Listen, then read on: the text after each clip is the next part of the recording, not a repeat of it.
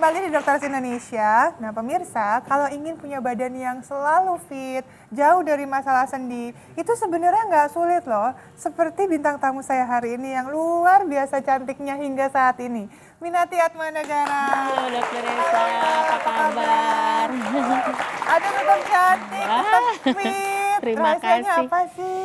Menjalankan gaya hidup sehat. Wow, tentunya masih aktif yang berolahraga itu Aktif, ya? saya usahakan seminggu 4-5 kali pasti. Wow, tepuk tangan dong buat Mbak Minati.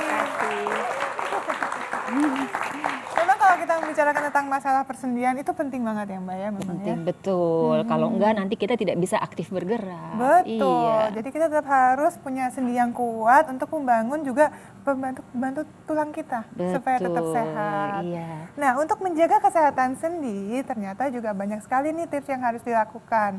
Jadi bisanya kita harus melakukan gaya hidup yang sehat. Seperti yang Mbak Minati lakukan, yaitu termasuk dalam pemilihan makanan, kemudian berolahraga, Iya. serta menjauhi kebiasaan-kebiasaan buruk yang bisa merusak sendi pada akhirnya.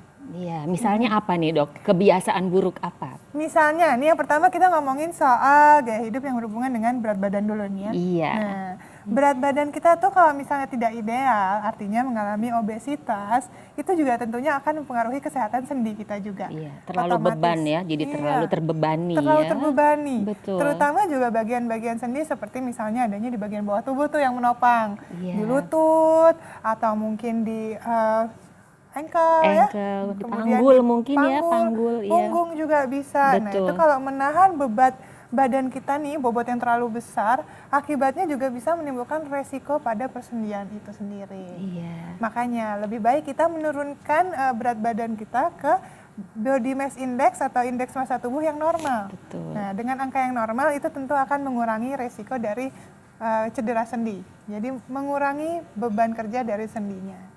Gitu. Selain berat badan, yang kedua ada berhubungan dengan kebiasaan kita sehari-hari. Misalnya dalam kita bekerja. Iya. Banyak tuh orang yang terlalu lama duduk, misalnya sambil kuliah nih, bener nggak? Dari pagi sampai malam, ya kan? Di posisi yang sama Posisi terus yang ya. sama. Heeh. Atau di kantor sambil mengetik dalam Pegel, posisi ya. yang sama. Atau mungkin sekedar duduk aja di rumah nonton TV, tapi seharian dari pagi sampai malam. Akibatnya tubuh kita kurang bergerak.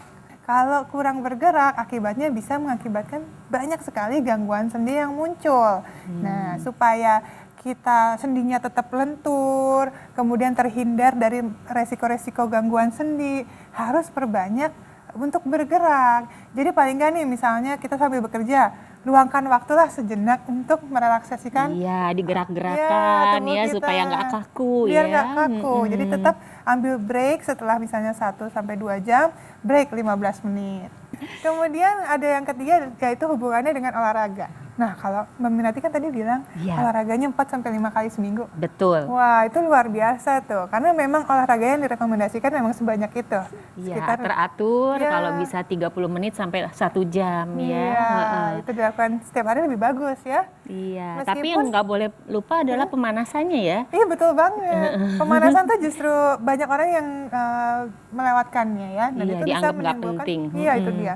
Itu bisa mengakibatkan terjadinya cedera sendi pada saat berolahraga. Jadi penting banget untuk melakukan pemanasan sebelum berolahraga agar terhindar dari resiko cedera. Itu dia. Jadi olahraga juga sesuai dengan porsinya, jangan diforsir juga. Misalnya terlalu sering melakukan lari maraton misalnya, itu juga tidak direkomendasikan. Jadi benar-benar untuk menghindari nyeri sendi kita harus memilah-milah pola hidup kita yang sehat sebenarnya seperti apa. Mau olahraga juga tetap harus dicari waktunya untuk beristirahat supaya kita bisa merelaksasikan tubuh, mengembalikan tubuh untuk ke porsinya yang seperti semula. Jadi semuanya seimbang ya dok ya, Betul. antara menjaga berat badan, olahraga, kemudian Satu lagi. apa nih satu lagi? Yang ada di depan kita nih Mbak, yaitu Oh, asupan makanannya, makanan. betul. Iya. Asupan makanan juga tentunya kita pilih-pilih yang mana yang lebih sehat untuk tubuh kita.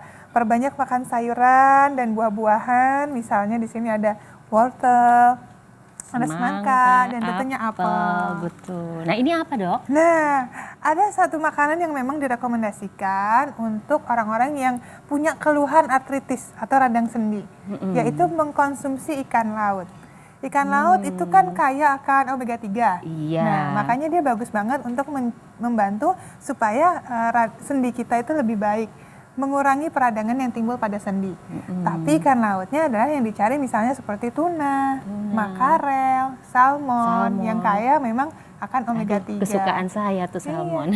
Itu emang enak ya, Mbak? Enak ya? banget. Tapi perlu diingat bahwa bentuknya jangan yang sudah dalam bentuk kalengan seperti ini. Kayaknya minyak semua dong. Makanya memang dicari ikan-ikan laut yang memang masih fresh dan juga belum banyak diproses supaya kita bisa mendapatkan manfaat kesehatan dari sana.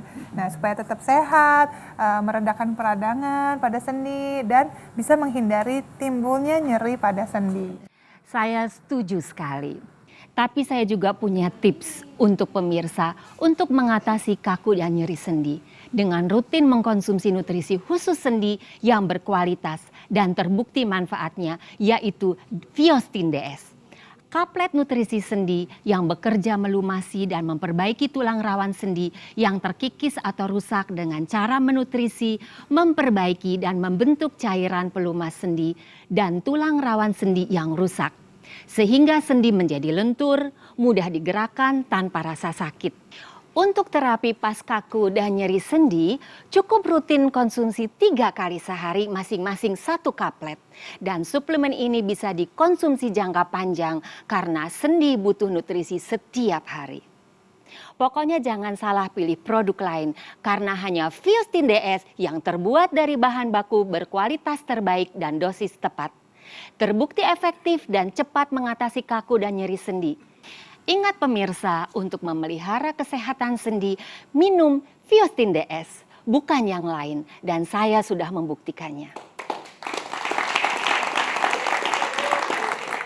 Baik, itulah tadi beberapa tips yang diberikan oleh kami. Semoga bermanfaat. Setelah ini pemirsa di rumah langsung dilaksanakan ya tips-tipsnya. Terima kasih banyak untuk Mbak Minati sudah hadir di Dokter Indonesia.